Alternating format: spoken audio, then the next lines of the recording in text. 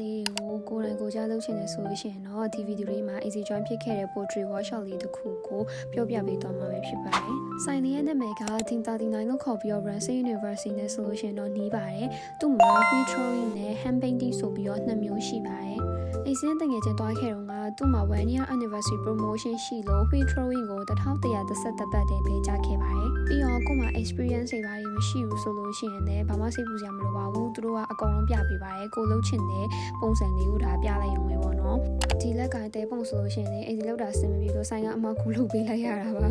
ပြီးတော့သူကဘာလုပ်ရမလဲစစ်စစ်ကိုပြောပါတယ်ဒါနောက်တစ်ခုအဲ့လို roller နဲ့လှိပ်ပြီးတော့မှအဲ့လိုအသေးပုံလေးတွေခွက်မှာကပ်ဖို့ဖော်ရပေါ့နော်သူ့မှာဖြစ်စီကိရိယာတွေကလည်းတော်တော်လေးကိုစုံပါတယ်ကိုလှုပ်ချင်တဲ့ပုံလေးကပြလိုက်ပေါ့နော်သူကဘယ်လိုလုပ်ရမလဲဆိုရဲအစစ်စစ်လေးကိုသူကတေချာလေးကိုတင်ပေးပါတယ်